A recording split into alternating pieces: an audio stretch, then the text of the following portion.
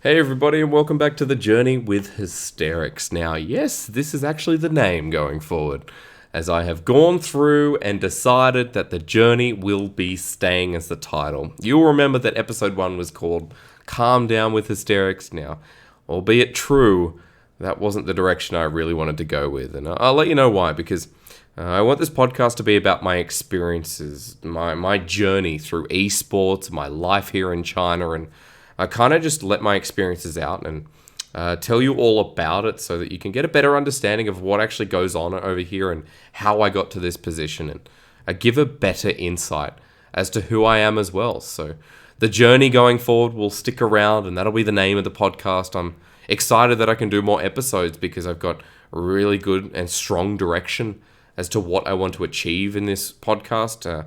Selfishly, it will be about me becoming a better storyteller, better at speech, and improve, like my speaking here so that I can become a better caster as well. So everything ties in nicely. And as well as I just want to interact with you fans and anyone else who has interest in either the LPL or me as a person or a caster, or even some of the big events that might tie in and loop who I am and, like cement that, I'm part of the community.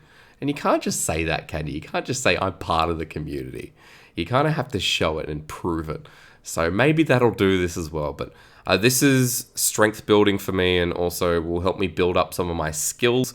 And like I said, speech is a big part of that. And my voice is a great tool that I need to improve and strengthen, and also, like how I use it. So that's what the journey is going to be all about. It's a podcast where I sit down with now a new microphone. You'll notice I've got the Blue Yeti that actually I think Raz has the same one. I didn't mean to get the same mic as him, but I think I got the same one. So I kind of just sit down with now, like I said, the Blue Yeti, and sit at it's almost midnight here in Shanghai, and I thought it'd be a good time to kind of go through and do another episode and get another experience off my mind, and share with you guys this time around how I actually got to the LPL, because I know that there were some people saying, have you casted before? What's your experience? There would be people also asking, does he deserve to be here? What did he achieve, and why is he here right now? So I kind of wrote it all down and formulated some of my thoughts, because that's another part of me strengthening my broadcasting and my speech, and what I'm doing now is by telling a cohesive story and not really flabbergasting around the words, which at one point is what I thought I was going to do, but I kind of realized quickly that there's no way to go through life, and it's just not really a professional way to enhance myself, if that makes sense. So today, I want to talk a little bit about my experience in getting into esports and how I became a caster, in the hopes also that it might encourage people out there to say, oh, actually, I can do this, because the road, while it may be difficult, you just put in the hard effort and it will pay off. Like, you put in the hard work and you can do it. I believe anyone can do anything if they set their mind to it. And that's what I did to get here.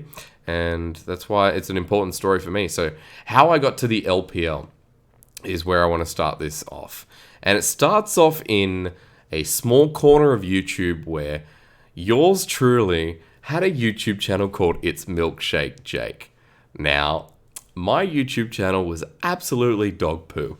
It had under 300 subscribers. I'd been doing it for a year or so, and I really wanted to make it work.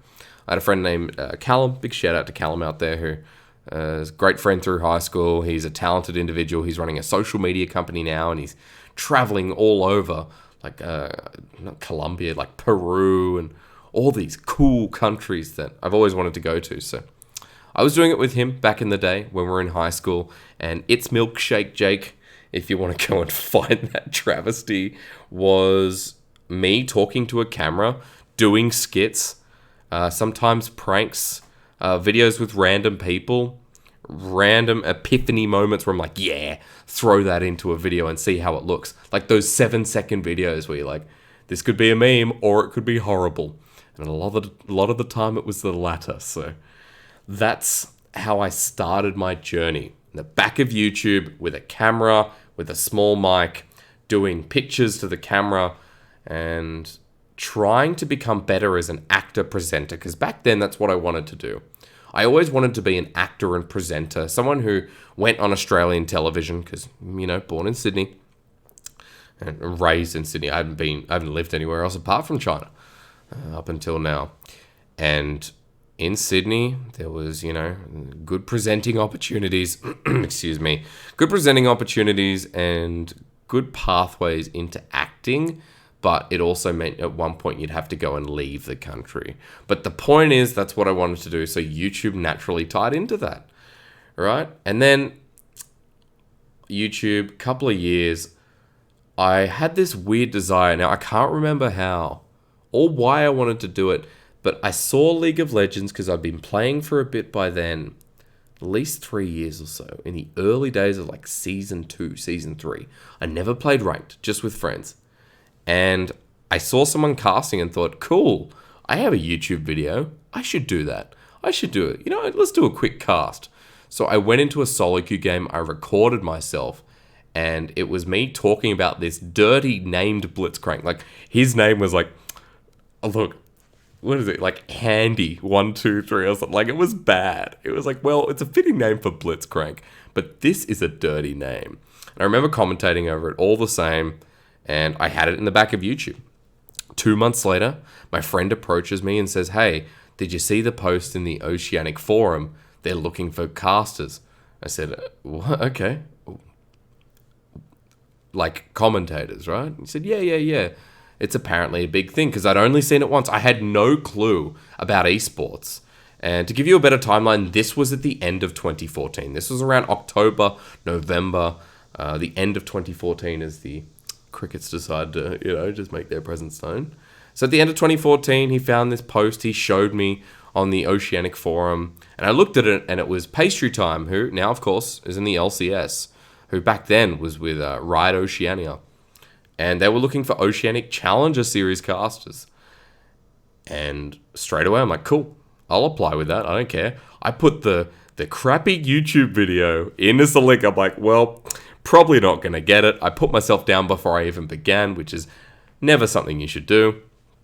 And I put it forward, and he listened to it. They came back to me and said, yeah, actually, we want to do an interview. I thought, okay, all right. I'm surprised, but okay. With my budget microphone and that bad video, they wanted to go further. And so Pastry Time contacted me, and I was so damn nervous. Like, I was sitting here like I am now, due to the heat, of course, just sweating, absolutely sweating. And talked to Pastry, and, he did a bit of color. I did my, I guess, bare bones play-by-play, whatever it was back then, because it was horrible. It was so bad. And went through that, and luckily enough, they liked me, or he liked me rather, pushed me forward. I did another one in front of the producer, and that was okay as well, apparently. And from there, after 2 interviews where, I had a bucket load of sweat each time, I got pushed through and was lucky enough to do my first ever live gig. So I got the job and the gig rather, and doing the Oceanic Challenger series. I'm like, okay, cool. Do I have a good suit? Like, what's my suit collection? Yes, I wore this one to formal. Okay, because I was, how old was I? 2014. Oh, sorry, it was the start of 2015 by then. I think I just have to count backwards from 4. I was turning 20 that year. So I had 1 or 2 suits, been to a wedding or 2, but nothing super flash. So I wore this like black and white suit. It was simple as that. And, I went to go do the Oceanic Challenger series for the first time. A guy who's been sitting in the back in the corner on YouTube decided, or rather got lucky with an opportunity, and went to the Riot Oceania studios, which was an awesome experience, which, back then, OPL had Atlas, Spawn. I'm not sure if Papa Smithy was still there at the beginning of 2015. He was. And who am I missing? Pastry Time himself. Atlas, Spawn, and Papa Smithy, yeah. I apologize if I'm missing anyone else. And at that time, the Oceanic Challenger series, I started it off with Rusty. This is OCS 2015 Split 1, the first day. And I come in and I meet Rusty for the first time. I was like, cool. Like, I don't know that much about the game. And, Rusty's like, sub player for like Legacy or whatever at the time, and top laner. I go, whoop, that's big. Intimidating, very intimidating. So I casted with him, and it was shocking on my first couple of days. And it was so nerve-wracking. Like, the first time you get into the cast, you're like, what should I be talking about? What should I be looking at? I just want to get through this and do my best. But, will they like it? Will they get me for more? And did my first day and got feedback, and I was glad it was over, but I was coming in the next day to do it again because it was 2 days a week. And on my second day, that's when travesty hit me. Now, this is something I'll never forget, and that's why part of this podcast, part of this episode will be, the most memorable part, I should say, is this itself. Because if you don't know, and I'll probably have to put a link in now that I'm talking about it, that's a mistake. If you don't know, on day 2, I had a problem with my headset. Now, let me explain. The headset, of course, the cords always go behind the caster's back. And on day 2 of the OCS 2015, this newbie caster named Hysterics, who had to change his name from Milkshake Jake, by the way, because, that was no casting name, walks in, sits down, gets ready for cast, goes live. The headset cable was stuck under my chair, and every time I moved up, tried to sit up straight, it pulled, and it pulled, and it pulled, and it started falling off while we're live. And I'm like, I can't move this. I was so nervous again. I didn't want to touch the headset live, and I couldn't move the cable from underneath my seat. I'm like, it's going to be too awkward. It's going to be way too awkward. So I let it sit there, and eventually it started falling forward. And it was a bit of a meme at the time. I mean, like, Rusty remembers it. I know other people remember. I think Raz even said he was watching at the time, which did not make it nice. And, it got to the point where we then went into game after champ select after the headset started falling off. And I'm like, the producer points at me, he's like, put it back on, put your headset back on, fix it now. And eventually I fixed it when we went into game, but it was the most embarrassing moment, but also a moment that, with the advice of Atlas and everyone afterwards, they said, own it. Own the moment, right? Like, it was stupid, but own it. Well, it's silly. I can't remember the words he used. It was a long time ago. It was 4 years ago. So I had an embarrassing moment to welcome me into the casting world. And it's something that I will never, ever forget. And it's something that a lot of the Oceanic community still call me headset guy. They still call me headset guy because of this one moment where my headset fell forward and I looked like a doofus. But that's the introduction to casting, I guess. That was the learning experience, as the rest of Oceanic Challenger Series was. So with that moment in hand, and with a full Oceanic Challenger Series split, which I think was about a month back then, I learnt, I developed, I took it, and I wasn't able to do the next Challenger Series because I think something changed from there. And of course, back then they also introduced Rogi, who was a Oceanic Challenger Series caster as well, turned OPL at one point, and is actually now he's still a great Gears of War caster. I know he's just gotten married, so shout out to Rogi, who I hope you're doing well. But for both of us, learning experience where second split of the year came across, and I needed some more casting because I've just started, right? I've just done this first split, and I'm like, I want to do more. I want to do so much more. This is like my opportunity, right? And as I take a guzzle of water, because it's hot in here, like I said, I was looking around. I thought, where the hell do I go? Like, where the hell do I go? And how do I find casting? Like, I didn't even know about this industry before I got into the Challenger Series. What else is there? And so I went around, and I can't remember how, but I think it was someone involved in Riot, and like me asking around and talking to people and saying, hey, look, I want to do more of this, that I found ACL. Now, that's the Australian Cyber League at the time. I believe the initials meant that. I apologize, Mr. Vanzetti, if you're listening, which you'll know the name familiar shortly. They were, small esports organization that ran tournaments, And I found them, and they were doing the open ladder at the time. Now, for those of you not familiar, think like full amateur league. So there's Oceanic Pro League, which we know it's like LCS.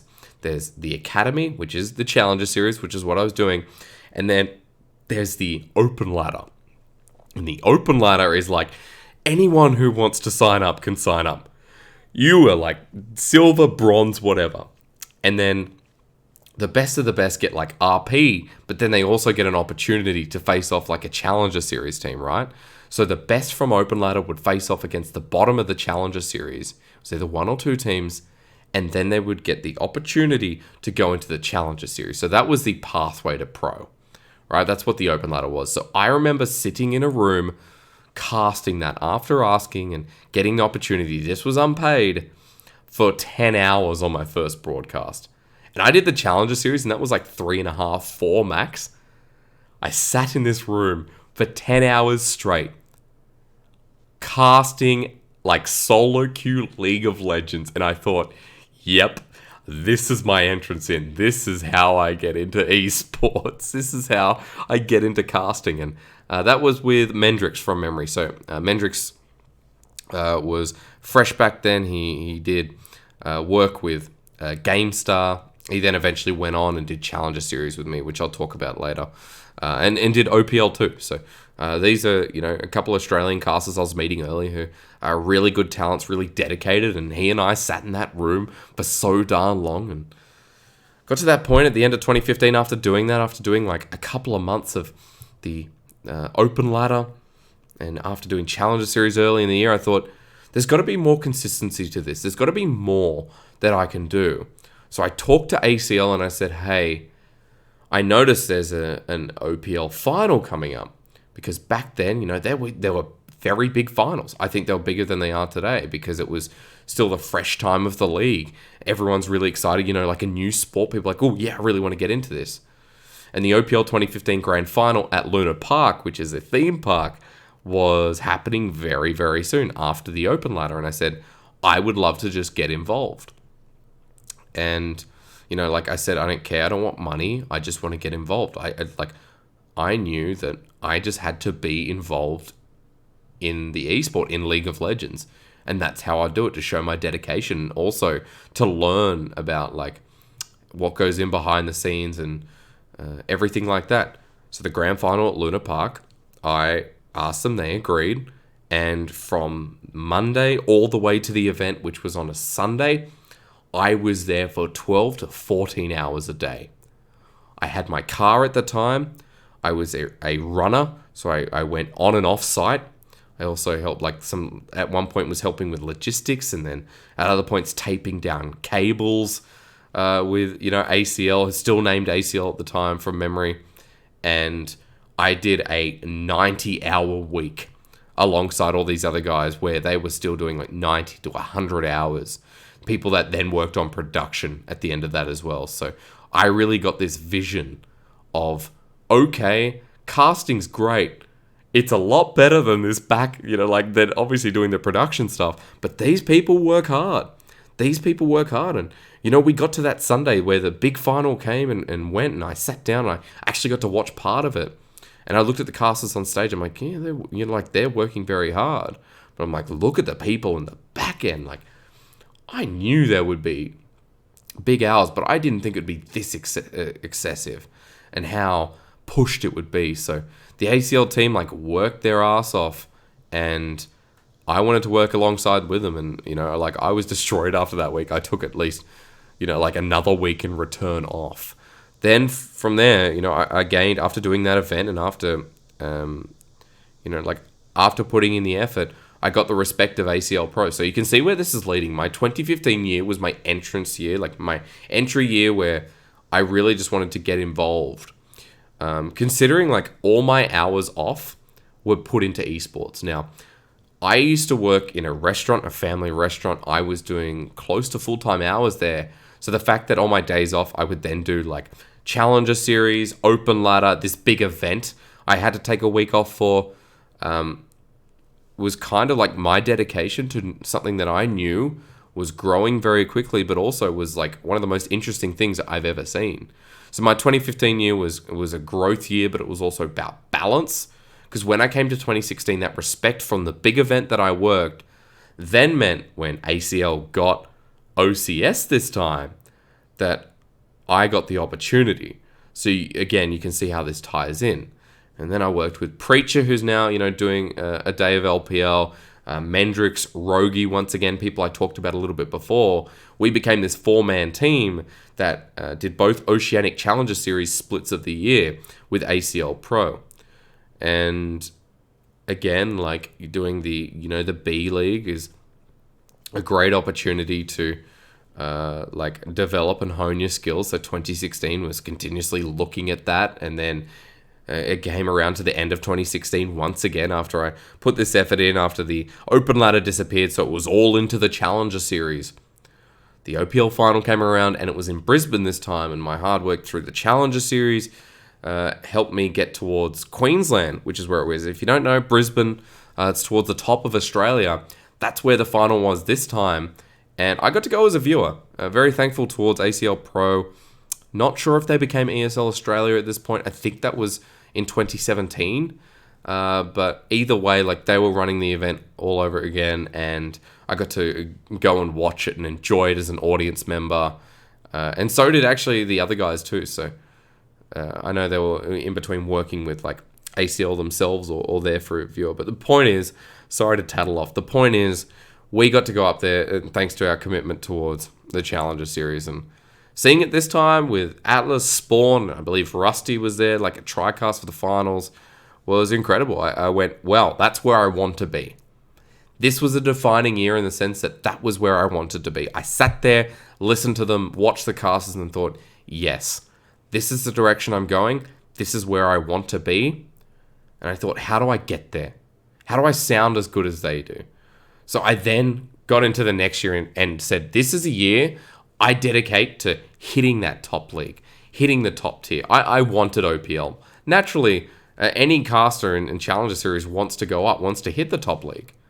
So in 2017, I thought, well, I need to develop my casting further, and it can't just be League of Legends. Although League of Legends is the end goal, I don't just want to be that one-trick wonder that doesn't learn anything, that doesn't go, there are other cool techniques in other games that I can pick up. So alongside dedicating that in 2017 and looking at other games, I then left my restaurant job, so I had full time to hit that because I saved up a lot of money. OCS was moving to 1 split a year, so I was like, yep, okay. I also need to look at other games desperately to keep myself afloat. OCS as well was in-house this year as well, so I, started talking to the production staff and said, hey, look, I really want to move up. I really want to get involved with, like the Pro League. How do I get there? And they gave us a lot of good development. And I, as well, that year I got to do the OPL promotion tournament. So that was a step up for me as well. But in this year, I started, as I said, looking at other games like Rocket League, which I did with Throwdown Esports at first. With the likes of Yummy Cheeseman, who is a Rocket League Worlds caster, with Courier Lord, who was fantastic too. Wolfie's in there. Jake Edwards is in there as well. I apologize if I'm forgetting anyone, but the Rocket League community was very warming. I got to pick up new techniques and how like a play-by-play caster operates in different games. Like World of Tanks I even hit, which I'm going to be honest, I hated, with the now new ESL Australia, who were just going up and up as well with the esports community and with the esports boom. And I even got to do a live event for that, actually. I got to do a live event for World of Tanks. I keep forgetting that. I hosted like the APAC Championship. So it was like China, Japan, Korea, Australia, I think Thailand, Taiwan. I'm not sure. Anyway. No. Anyway, the point is that I actually got to host an event and learn more about like how does it play-by-play in World of Tanks work? Are there roles in World of Tanks? Because there really wasn't. And like what is the difference in players and in feeling in the game itself? So I had a lot of points of comparison, and naturally expanding to these games gave me better skills, better understanding of the esports crowd community, like how hardworking everyone is. But also with an expansion in games, I also got to expand in gigs. So then working with Rocket League, with sponsors like McDonald's, Red Bull, World of Tanks with different sponsors too, with all these different lands and different games, I then had sponsors who were like, hey, we would love to get you on a stage talking about our booth. Things like IEM Sydney, PAX, Supernovas, all through Australia, of course. Like, I wasn't international. I was a very small brand. So I stared at those opportunities and was like, yes, I don't say no to anything. Why would I say no? I even got private events for like Samsung, Acer Predator, Red Bull, as I mentioned before. What else? I think I did something with HP Omen at one point. There are a couple. There's a lot of brands I got to work with in Australia, in Sydney specifically, that because of all the broadcasts I was on, got in well with them. Then did their gigs at these events, and from there I set a better reputation and was asked back. That was the most important thing. I was like, I need to work hard, so that I will be asked back for these gigs. And I got more experience as well. And that was another part of it. It was like, yes, look, I need to survive, but I've saved up enough money, so if I didn't get gigs, I would have been fine. Point is, I set myself up with these brands to get more experience outside of casting. It worked. I then got asked back. I then became known in Australia as like a host. I was one of the few people that they'd be like, yeah, he's a stage host, he's a booth host. Because I worked a couple of stages through different esport games and also just through different booths like I was talking about. And people were happy with me. Like, it was something that people in Australia weren't really exploring as much. I know now there is a lot more people that get asked to go to booths over like PAX and Supernova, and that has been a lot more common. But at first, like, there was only a couple, and people didn't prioritize it either, which was another thing entirely. So a lot more experience for me there. And I then looked and said, cool, so I'm getting a lot of work in Australia. I feel like I'm somewhat of an A-tier personality through esports, although has a very weak brand. Because back then, I still have a very weak brand, mind you, and very weak following across my social media. But through sponsors and like by connection with them, I had a strong relationship, and that's what mattered. I saw that and thought, well, maybe I don't have to be tied down to League of Legends. Because this was towards the end of 2017 when I started getting more of these regular gigs. And I said to myself, well, League of Legends, I would love to get OPL, but is that realistic? Is there a spot for me there? And at the time I said no. At the time, it was Fish and Spawn doing the cast, and there were, I think there were other casters, I'm not sure, but I thought, where do I fit in? How do I slot into the OPL?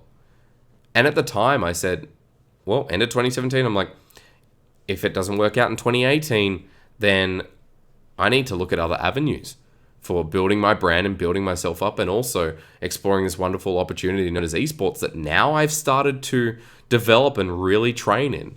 So that's when end of 2017 to 2018 transition came across, and of course didn't get the opportunity for OPL. So I thought, cool, I'm still doing the Challenger Series, which is great, but now I really want to put work into Rocket League, because Rocket League was my second game, and Rocket League had quickly become a popular esport in Australia, but also one that I personally become good at. So at that point, it came into 2018, I thought, fine, opportunity's not there. Let's continue to go even harder into Rocket League. And that's when I balanced the two, still developing on the Oceanic Challenger Series, where I got a new partner in T-Gun, and that was really good rapport. But I thought, I'm learning about League, I'm learning about casting here, but this is not the end goal anymore. I need to look at other avenues into esports.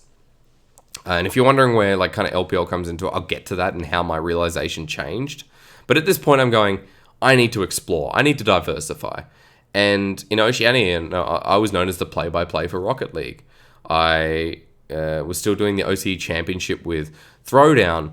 And luckily at this time as well, at the start of 2018, maybe it was towards March, I heard of this company, Gfinity, who people know are big in the UK, actually came over to Australia as well. And I was like, okay, cool. So what are they going to do? And it turns out they were doing Rocket League. And they were like built like a big TV production, right? Like a company that has really good quality production, a company that really cares about what it's producing, has great content, by the way, just a big shout out there. And one that would make Oceania even bigger. So I thought, yeah, cool. And luckily enough, I was asked to cast on the Elite Series, the first ever one in Oceania, in Australia, the Gfinity Elite Series for Australia for Rocket League. And that was on television across there. And I thought, wow, now like this was the right choice. Putting the work into Rocket League has really paid off, right? So it was across television and across Twitch. And it was an awesome production crew. I was working with a TV production crew. I was like, this is strict, serious, but also like really controlled. And there are so many people doing so many different things. I thought, this is massive. I feel spoiled to be on this crew. And at this point, you know, I worked with many different casting duos. Shout out to Jim Nesso, who's out there, who was a great color caster, just a great friend and comrade while we were working. We also had really good rapport, and when we were live across Gfinity Elite Series, like, had so much fun. So at the start of 2018, I started going into that, and I was still doing live gigs with Oceanic Challenger Series, and I thought, yeah, I balanced everything so well. I even got this point where I got to do the Boost Mobile Supercars E Series, which was towards like maybe the middle of the year, which was a television commentator for the supercars. I don't know if anyone out there is interested in supercars, but he does all the stuff across Australia, the Australian television broadcast. And Chad Nayland, another shout out. I mean, I'm just shouting out everyone at this point, hey. Great commentator, really, really professional, really talented as well, and has a fantastic voice. Like, he's got the voice. You know, he has the voice. So working in that and working in so many different games and avenues by now, I thought, this is fantastic. I'm getting better and better, but people are coming to me now with gigs instead of me asking. I got to that point in the middle of 2018, or let's just say the start of 2018, where I'd been out of my restaurant job for a year. I've been doing Oceanic Challenger Series now for, this is the third year. And people were now coming to me for gigs, whether it was PAX, Supernova, or, you know, the hosting booth work, or esport games they want me to commentate. I had great rapport with ESL Australia, Throwdown Esports, I had good rapport with as well. Also, you know, Riot for things like Challenger Series. I did a high school league tournament with them as well in that same year. So 2018 for me was fantastic. And I thought, I can keep going like this until it hit me. Now, this is where things change as I click my pen. I got towards the second Gfinity Elite Series in the second half of the year. And I'm like, cool, we're doing television again. That's great. And I'm like, this is fantastic. I'm still feeling motivated. But then I don't know what it was that hit me. I think it was casting all these different games and casting television and being in big production. I thought, I want more than this. And it was just an epiphany one day. I want more than this. That's what I said to myself. And then I thought, why? Like, this is good. I'm getting great money. I'm saving up a lot. I'm also enjoying the hell out of this. And like, I'm learning more and more about esports every single day. And the roles and developing my voice, all that kind of stuff. And I thought, well, why did I get into this in the first place? I love League of Legends. I thought, well, I always knew that. But, you know, like, why have this epiphany then? And I thought, well, I've always been looking globally, and I guess I should give underlying context that from about 2017 to 2019, when I wanted to move to OPL, I also thought in the back of my mind that I wouldn't mind going overseas to things like LPL or LCK, LEC, LCS as well.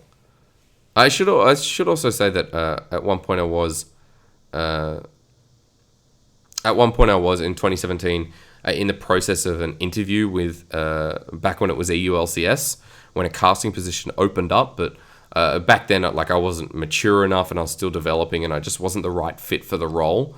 This is probably an important thing to leave out. So I apologize. Like I said, this is me kind of trying to make a timeline, and it's really difficult because there's been just so much in this journey of esports for me.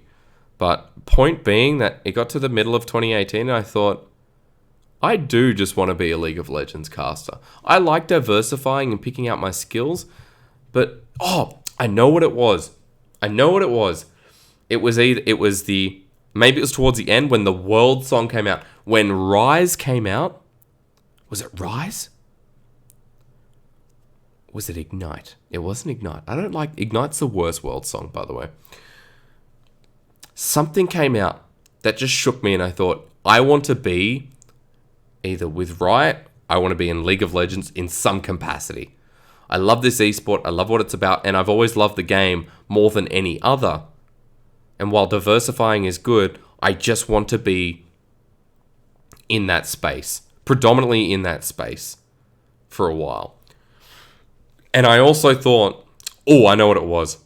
There must have been a cast. It was either MSI 2018, where I think it was a cast from Quickshot. Quickshot was Deficio with him at that point. I'm not sure, but it was a cast. I'm sorry, we got there in the end.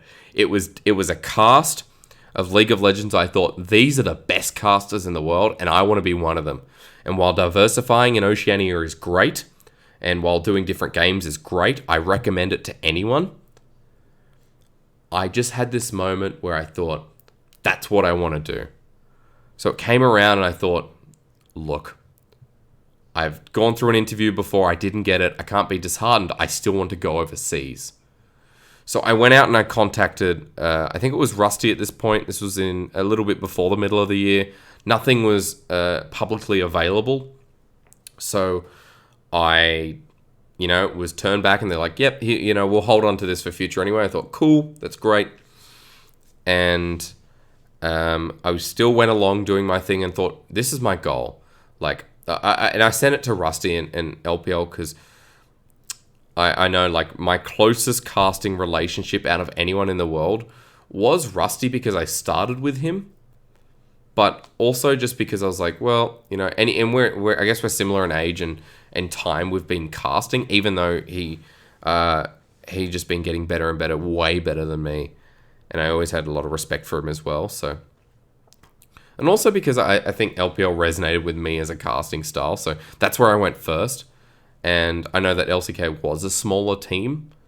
So there's many different reasons hidden in there as to why, like, I approached LPL, but there was nothing really developing. I went on casting as the year went on, and then I saw that there was a position that became available. This was towards the end of the year. While I was still doing everything, while I didn't get another OPL promotion tournament, I was like, cool, I casted this one well, and now the LPL has a position available. Shout out to Spawn and Ejim as well, by the way, who did that OPL promotion tournament with the cast with Ejim. Was actually one of my best yet, and I clipped it, I put it together, I made a highlight reel, and I thought, wow, LPL's hiring, great timing, let's throw this in. They want a caster, I need to show them I'm the right person for the job. So after that, I sent them my resume, and I gave them all my details. I mean, like it was a portfolio, I'll call it, because it's all my experience put in with my clips, put in with, I don't think I did goal setting in there. I think I just made a portfolio of who I am. And yeah, maybe that was it. Just a lot of clips. A lot of clips of me casting. Excuse me. So sent that to Raz, and then, ended up doing like a cast with him and went through the process of an interview. And went through, very long interviews for a very long time. And then at the end of December, it was a little bit after Christmas, I got a message saying, after all the interviews are said and done, you got the LPL. And from the start of 2015, when I took that first plunge into casting, when my friend Nick told me, there is a post on the forum They're looking for casters all the way to this point. Like where I tried my hardest. Everything built up to this moment. This one moment where I'm like, in my head, I read the message and my words were like, I did it.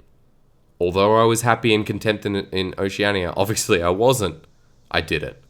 It came down to this one point in my life where I hit my career goal that I didn't really know I had until, like 6 or so months before.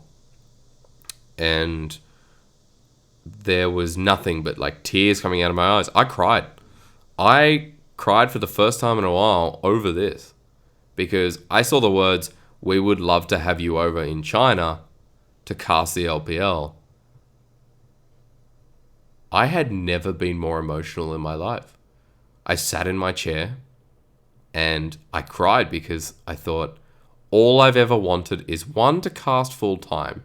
Because remember, in Australia, I was getting gigs. I was getting a lot of gigs and they were coming to me, but it was never like consistent one company 5 days a week. It was a bit from here, bit from here, bit from there. And they all kind of mushed together where I was super busy, but I had to focus on different broadcasting gigs. This would enable me to hit one game, League of Legends, which I love the most, and on one broadcast and develop on the broadcast together and make the broadcast better.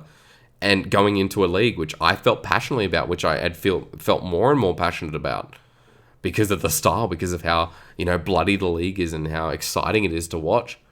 So, yeah, I shed some tears. I a good 5 or 6 minutes, and then afterwards I went to the gym. I pumped it out, and I couldn't believe it. I was shocked. I was so shocked that I actually got the gig. After all those interviews later, it had been such a long journey. And then I was like, okay, cool. It's the 27th of December, and we need you over here on the 2nd. I'm like, okay, cool. Because at that point, I was pretty certain I would get it after, 9 or 10 interviews.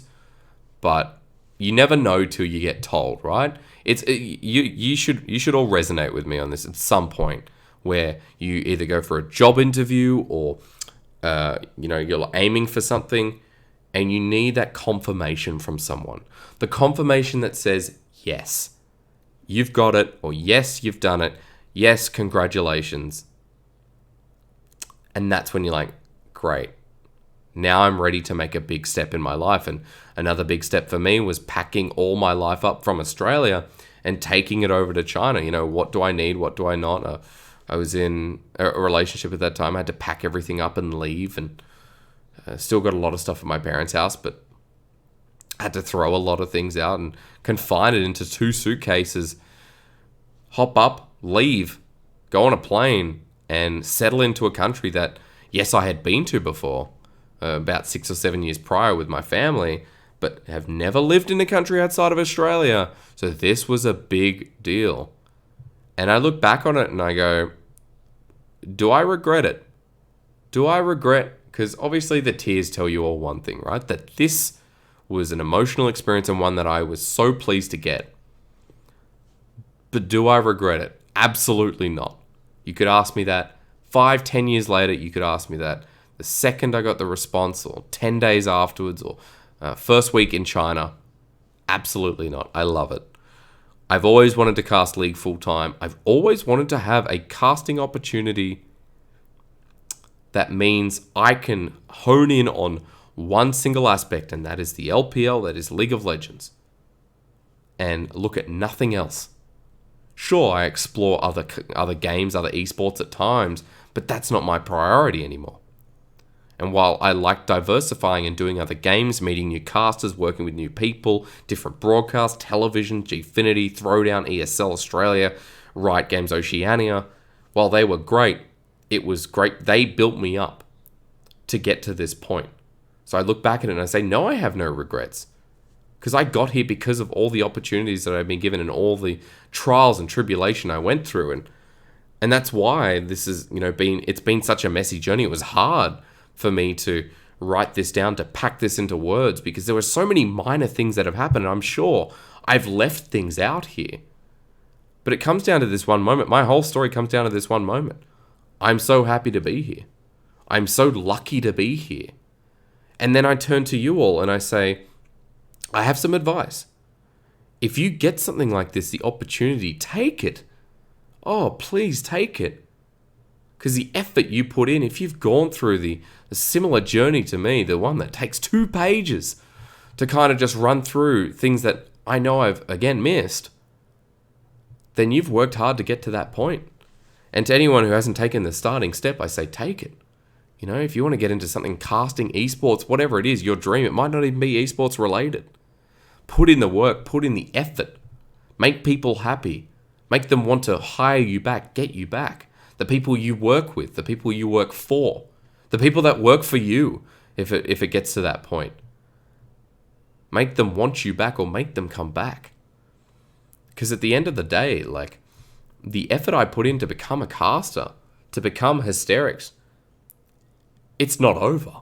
Like, that was a long journey. I'm looking at the podcast now, and I think I've been going for like almost an hour, right? That's not even half of it.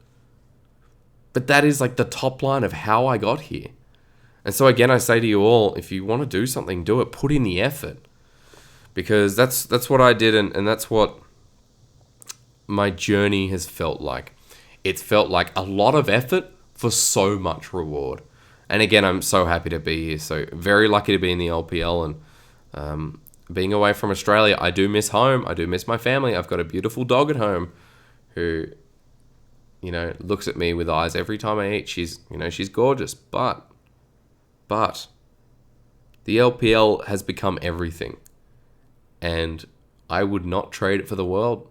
That's why I feel so passionately. That's why, you know, this experience for me is one of the most important in my life, because I'll never forget it. And part of the reason I wanted to explain it here today is so that I can keep it stored. I can also, each time I tell this story, tell it better and better each and every time. I hope you've all enjoyed it, actually, because it's very hard for me to go through this story when, again, there's so many different details. Like, you know, like, what was it like on the set of Gfinity Australia? Like, how did I actually get in contact with them? How did I get in contact with Throwdown? How did I keep in contact with Right Games Oceania? There is so much there, and it's heaps to cover, which I know one day I'll go into the nitty gritty. I'm not saying there's any drama. I'm saying I'll go into the nitty gritty of how I moved within a year, rather than just top line and what I progressed to. But that's for another day. For now, I want anyone to, or everyone rather, to take this away and use it to whatever you can. If it motivates you, that's great. If it informs you as to how I got here, then that's great. That was actually the purpose of this in the beginning. But put in the effort, and you'll reap what you sow. You'll reap the rewards. And that's what I feel like I've done here in China. Great opportunity, great food, by the way. Absolutely fantastic food, and means I get to work in this environment, which, again, wouldn't trade for the world. So I appreciate you all tuning in once again. This being about my experiences is something I can really passionately get behind, and like hopefully I've shown you today, there'll be more experiences like this that I feel really strongly about that I need to share. I haven't decided on what my next one's going to be, but I'm going to get into a schedule now that I've got the mic sorted, now that I've got time of day, and we've got another caster on the team, so it means that I will get, you know, like that extra day to record something like this, something that I love doing, and I hope you all enjoy it as much as me. So thanks very much for joining me on the journey again. I will see you next time, hopefully sometime next week, but it's bye for now, not forever.